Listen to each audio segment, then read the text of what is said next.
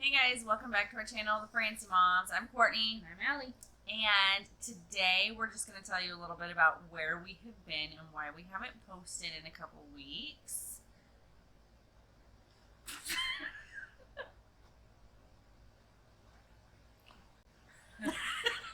So we also wanted to give you guys a little bit of an update on our son Grayson. But before we move forward, make sure you guys hit that like and subscribe button, and make sure you turn on the notification bell so you get notified of all of our content and our videos. We will be introducing a mini series coming shortly. It'll be 4 to 5 videos about how we became moms and what that was like, and then also through our birth story, through the pregnancy, and we're going to have quite a few videos on that. So make sure you do have that notification bell turned on so you don't miss any of that. Why? Guys, make sure that you are also following us on Instagram. Our page is growing really fast. We want to make sure that we get everybody on with our Instagram, because we do update the Instagram page almost daily, and we have a lot of really great content there as well. So we did go on vacation recently to see Courtney's family, and we got to go to the family reunion in Iowa. And while we were there, Grayson did get really sick. So our intention was to make a couple of videos about traveling with a toddler and what we do and how we keep him entertained. And if you guys want to hear more about that, make sure you let us know in the comments down below, and we can still make a video on it. We do have some video clips of Grayson and his really cute luggage. We might just put a little clip in right here.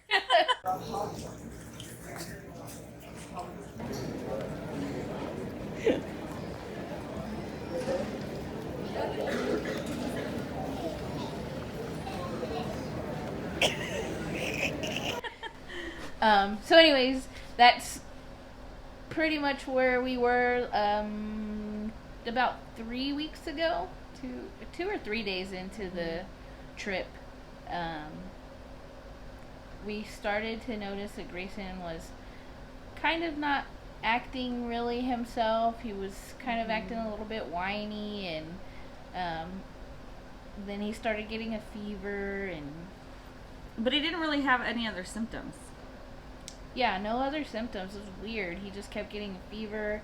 He did have the pink eye, but it was pretty much going away at that point.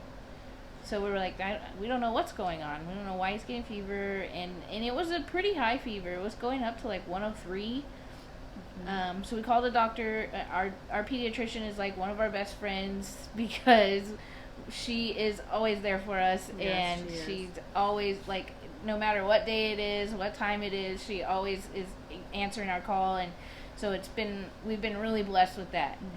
But so I guess it was like 3 days in, he got a fever, and then he started to wheeze and kind of cough a little bit, but it wasn't like any different than what he usually does, because he it's a long story, but he's always kind of had some breathing difficulties from asthma, and he also aspirates on thin liquids.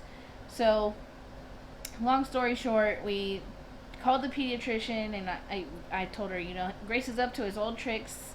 He had been pretty much clear for about 2 months, and then now he's starting to like have more difficulty breathing and things like that. So she called in antibiotic and a steroid for him, and I guess it was the second day of the fever he started to really have some difficulty, where his fingers, his toes, and his lips were turning blue.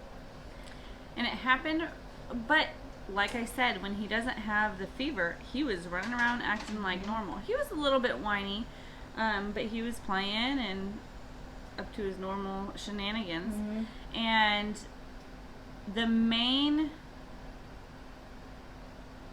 ordeal that had happened when we were there is that we were outside playing. It was a nice day out. It wasn't too hot. It wasn't cold. Yeah, it was like mid to upper 70s or something like that. Maybe even 80. Yeah. But for us, living in Texas. It's not bad. It was really nice. It was nice. And so they were playing out. My dad and Grayson were playing outside, and he was helping my dad feed the birds. And all of a sudden, he climbed up into my mom's lap, kind of got quiet, and was just cuddling up with her. And that's when we noticed that he started to turn colors. His lips turned blue, his legs, fingers, toes. So my dad just so happened to have a pulse ox, and we put on his finger, and his oxygen was at 79.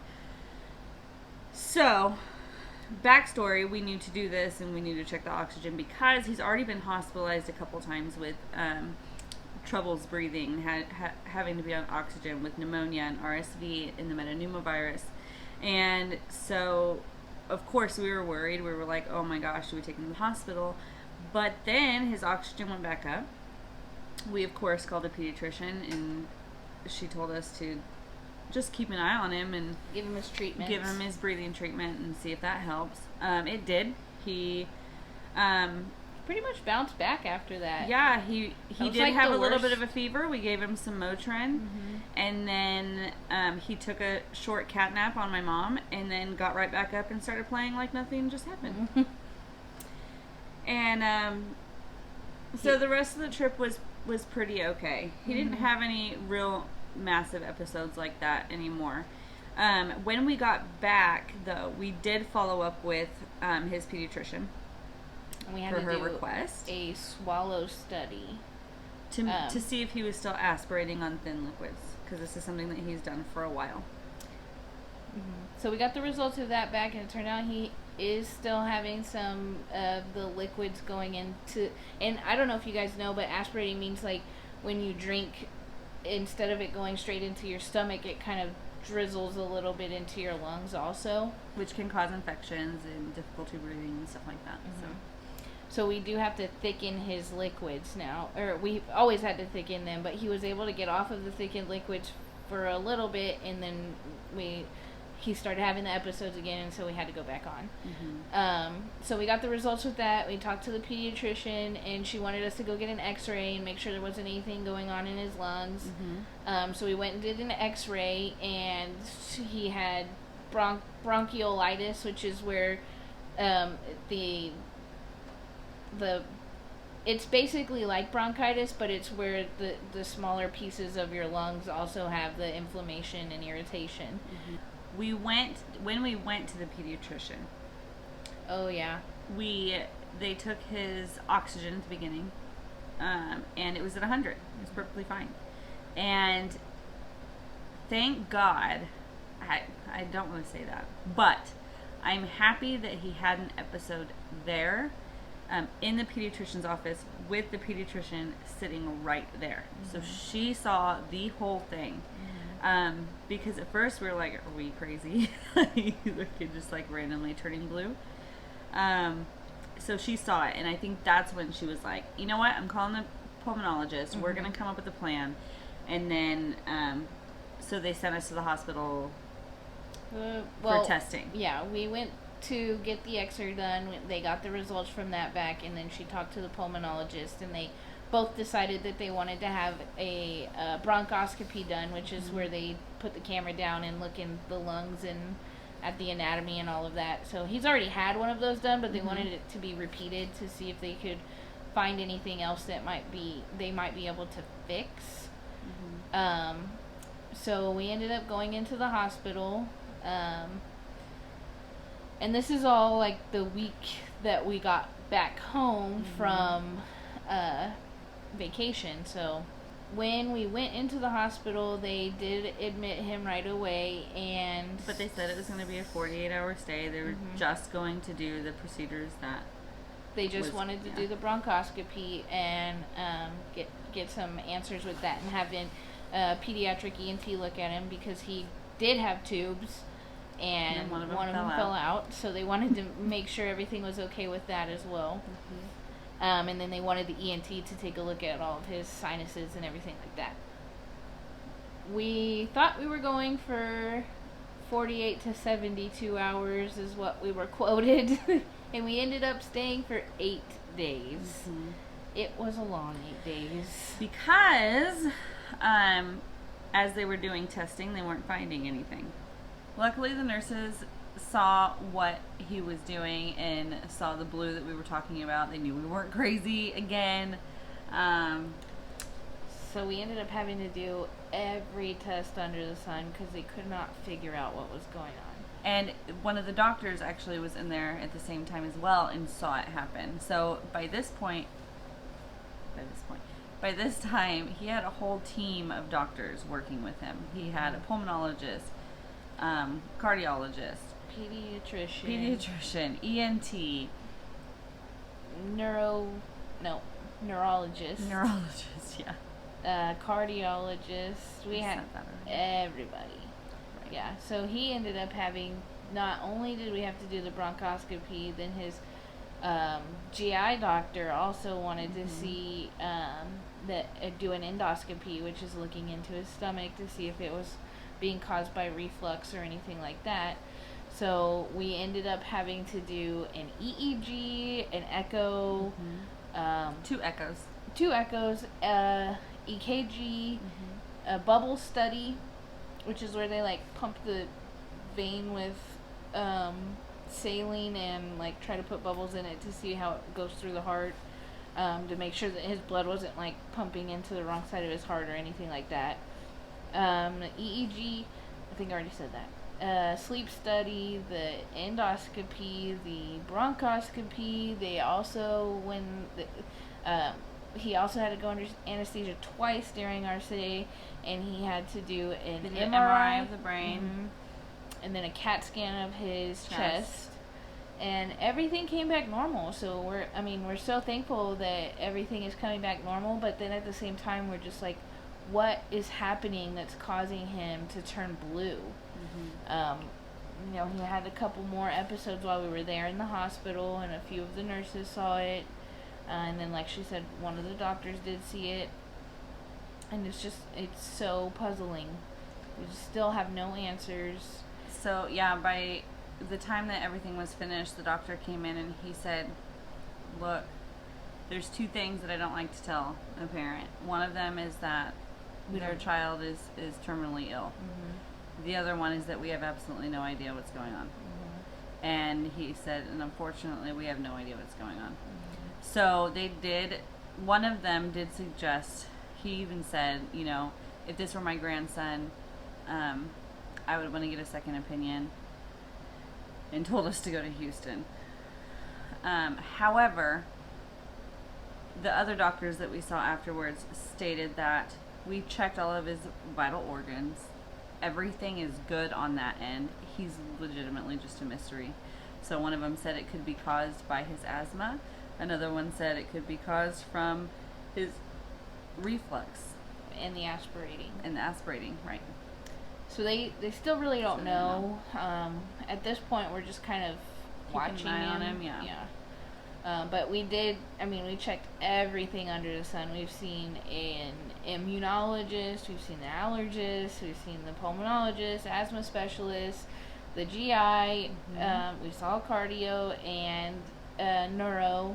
So, he's literally seen everybody, and nobody can figure it out. And so, at this point, we're just kind of waiting to see. They're saying like maybe he might grow out of it, and it could change. We just have to thicken the liquids again, and keep on a strict regimen for his asthma medicines, and keep an eye on his reflux and everything else. So he's so healthy most of the time. It's weird, like he just has these episodes of time where he's not okay, and so we're just kind of watching him for the next couple of weeks to months to see if this is something that continues, and if it does, then we'll have to see, there's somebody else that we can see for him. But at this point, he's happy, he's healthy, he hasn't been sick. He was going crazy in the hospital because he wasn't sick. Video. Yeah. What are you doing? Hi. Yeah.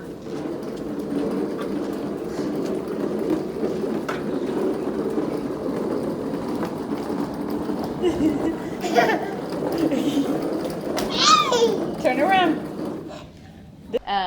So, you know, at, whenever your child's in the hospital, it's one of the most stressful things, and we're so thankful, like I said, that there wasn't anything, major that was going on. It's just, it's hard because sometimes his oxygen levels do drop, and sometimes it is scary, and sometimes we don't know, when it's going to just bounce back or when we should go to the ER, and, you know, I don't know very many other parents that have to go through the repetitive sickness like we have with him.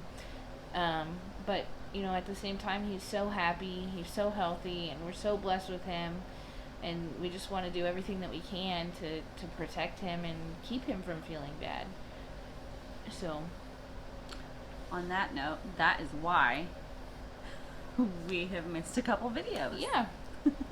It's been a long run. But we are getting back into the swing of things. We're at home now. We don't have any trips. We're not planning on going back to the hospital.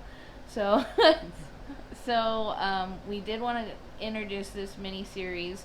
We want to go over some of the things that we're getting a lot of questions, especially through Instagram. Like I said before, if you guys aren't already following us, make sure you go over to Instagram and follow us there. But we wanted to kind of try to answer some of the questions that we are getting through Facebook, through Instagram, and YouTube about how we became parents and what we did and what our journey was like. So we want to kind of go through that with you guys as well. We're going to be 100% open and honest about everything that we did and how we did it. And we know that some of our family and friends are under the impression that we went a different direction. And so that shall be interesting. That's something that we'll also discuss in our next videos. So make sure you guys are subscribed and you have your notification bells turned on to make sure you don't miss anything we've got coming out in the future. And if you guys have any suggestions, or if you guys are, have gone through anything where your child, you weren't able to diagnose them or anything like that, leave us some comments down below. We'd love to hear from you guys, and we'd love to be able to, kind of relate with somebody else, because like I said before, we haven't ever seen anybody else that's had to go through these trials with their children. Right. So we'd love to be able to build a support team with you guys as well. So subscribe, like, comment down below, and we will see you next time. Bye. Bye.